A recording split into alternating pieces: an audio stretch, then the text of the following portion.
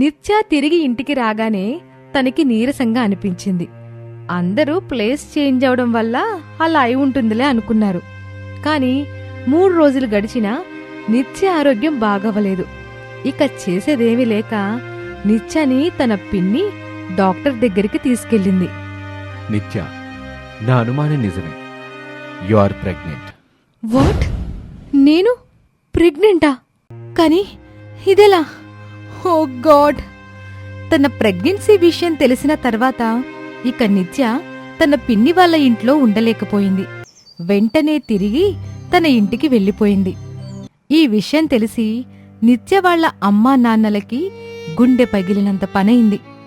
నిత్య, ఇప్పుడే డాక్టర్ దగ్గరికి వెళ్ళి మెడిసిన్ తెచ్చుకుందాం. ఈ బిడ్డకి నీకు ఏ సంబంధం లేదు. వీలైనంత తొందరగా ఈ పాపాన్ని కడిగేసుకుంటే మంచిది. లేదమ్మా, నేను చెయ్యాల్సిన పని ఇంకొకటుంది. ఈసారి ఖచ్చితంగా నిందితుడెవరో తెలుస్తుందని నాకు నమ్మకం ఉంది. నిజమేంటో తెలిసిన తర్వాత ఆలోచిస్తాను ఈ బిడ్డని ఏం చెయ్యాలో అని. కానీ నిత్య, అప్పటి వరకు చాలా లేట్ అయిపోతుందమ్మా. చెప్పేది విను. నిత్య వాళ్ళ అమ్మా నాన్నల మాట వినకుండా హడావిడిగా ఎక్కడికో వెళ్ళిపోతుంది. నిత్య, నువ్వా? ఇంటికొస్తున్నట్టు ఒక్క ఫోన్ కూడా చేయలేదు. రారా, లోపలికి రా. ఇంకేంటి విశేషాలు?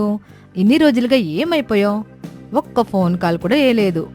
నీకెన్నిసార్లు కాల్ చేశానో తెలుసా? నీ ఫోన్ ఎప్పుడు స్విచ్ ఆఫ్ వస్తుంది. ఎందుకు నిత్య? నా మొబైల్ పోయిందను. అదంతా సరే, కానీ ఒక విషయం చెప్పు. నువ్వు ఆ రోజు డిస్కోకి ఎందుకు రాలేదు? డిస్కోకు వెళ్దామని ప్లాన్ చేసింది నువ్వే కదా? అరే నిత్య, నువ్వు మర్చిపోయావే ఏంటి? నీకు ఆ రోజే చెప్పాను కదా నేను డిస్కోకి ఎందుకు రాలేనో. ఎక్కడుంది అను? నన్నేమో ఇక్కడికి రమ్మని చెప్పి తనింకా రాలేదేంటి? హలో నిత్య, సారీ నిత్య, నేను ఈరోజు డిస్కోకి రాలేను. ఏంటను? నువ్వు డిస్కోకి రావా? నువ్వే కదా ఈరోజు డిస్కోకి వెళ్దామని ప్లాన్ చేసావు. ఇప్పుడు నువ్వే రానంటే ఎలా? మా మామయ్యకి సడన్గా హెల్త్ బాలేదు. ఆయన్ని హాస్పిటల్లో అడ్మిట్ చేశారు. మా అమ్మేమో చాలా ఏడుస్తూ ఉంది. అమ్మని తీసుకుని మావయ్యని కలవడానికి హాస్పిటల్కి వెళ్ళాలి. ప్లీజ్ అర్థం చేసుకో నిత్య, నేను రాలేను. ఓ అవునా, అయితే సరే, ఓకే మరి బాయ్ అను. ఇదేంటి ఇలా జరిగింది? ఇప్పుడు నేను ఈ డిస్కోలోకి ఒక్కదాన్నే వెళ్ళి ఏం చేయాలి? ఇలా కొంతసేపు నిత్య ఆలోచించి ఏదైతే అదయింది. ఈరోజు నేను డిస్కోకి ఖచ్చితంగా వెళ్తాను. అమ్మ దగ్గర పర్మిషన్ కోసం ఎంత కష్టపడ్డానో ఆ కష్టాన్ని వృధా చేయను. ఈరోజు ఎంజాయ్ చేయాల్సిందే. ఏమైంది నిత్య? ఏం ఆలోచిస్తున్నావు? Any problem? అను, నువ్వింకా ఎవరితోనైనా మనిద్దరం డిస్కోకి వెళ్తున్నామని చెప్పావా? ఆది ఆ రోజు నా డాన్స్ క్లాస్ దగ్గరకు వచ్చాడు. తనతో చెప్పినట్టు గుర్తు. కానీ ఆది ఆ రోజే తన కజిన్ పెళ్ళుందని తన ఊరికి వెళ్ళిపోయాడు. ఏమైంది నిత్య? నువ్వైతే నా దగ్గర ఏదో దాస్తున్నావు అనిపిస్తుంది. అయ్యో, అలాంటిదేమీ లేదను, ఏదో క్యాజువల్గా అడిగానంతే. సరే అను, ఇక నేను వెళ్ళొస్తా, మళ్ళీ కలుద్దాం. ఓకే, కొత్త నెంబర్ తీసుకోగానే నాకు మెసేజ్ చేయి. సరే బాయ్. నిత్య అను ఇంటి నుండి బయలుదేరి తను ఆ రాత్రి వెళ్ళిన అదే డిస్కోకి మళ్ళీ వెళ్ళింది. ఎక్స్క్యూజ్ మీ, 2 నెలల క్రితం నేనిక్కడికి వచ్చాను. ఆ రోజుది సీసీ కెమెరా వీడియో కావాలి.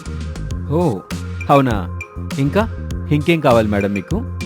ఇంకేమి వద్దు, వీడియో ఒకటి త్వరగా ఇవ్వండి అంతే.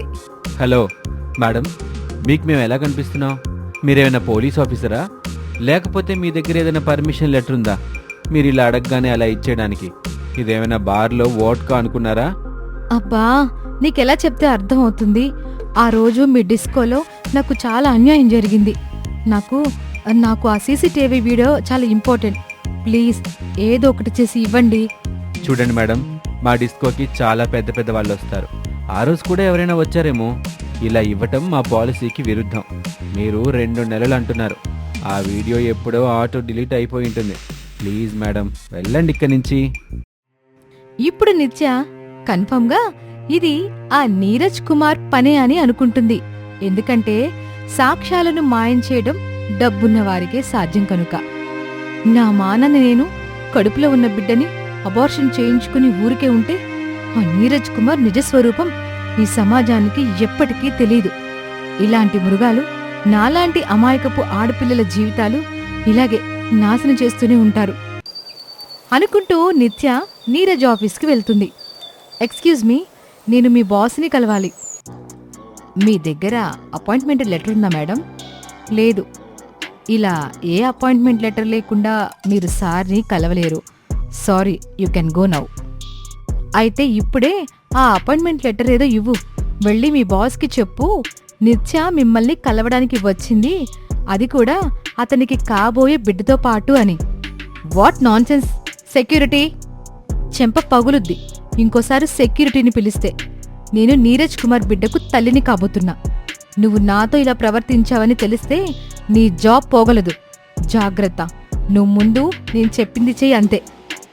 రిసెప్షనిస్ట్ వెంటనే తన బాస్కి నిత్య చెప్పిన మాటలన్నీ చెప్పింది. ఇక ఒక్క నిమిషంలోనే నిత్యని నీరజ్ ఛాంబర్లోకి రమ్మని పిలిపొచ్చింది.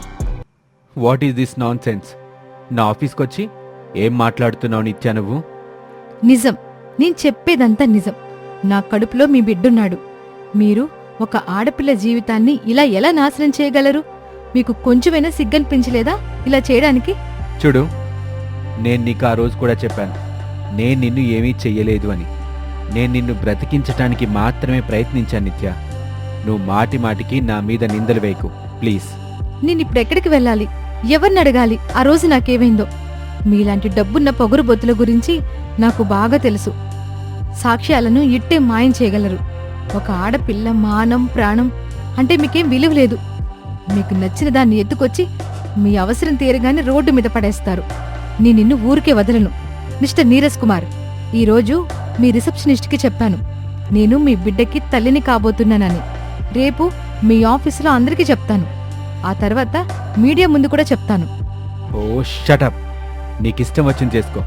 ఇక్కడికొచ్చి న్యూసెన్స్ చేసి నా టైం వేస్ట్ చేయకు. Okay, fine.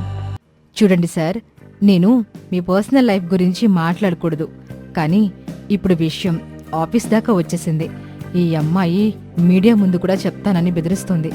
కనుక మీరు బాగా ఆలోచించి ఒక నిర్ణయం తీసుకోండి. నిత్య నేరుగా తన ఆఫీస్కి వచ్చి ఇంత గొడవ చేయటంతో నీరజ్కి ఆ రోజు నిద్ర రాలేదు. ఏం చేయాలా అని ఆలోచిస్తూ ఉన్నాడు. ఈ అమ్మాయి ఏంటి నన్ను ఇలా టార్చర్ చేస్తుంది? నేనేం చేయాలో ఏమీ అర్థం కావట్లేదు.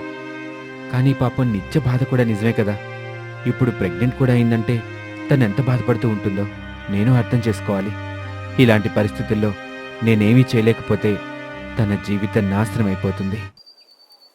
మరుసటి రోజు ఉదయాన్నే నీరజ్ కుమార్ నిత్య వాళ్ళ ఇంటికి వెళ్ళాడు.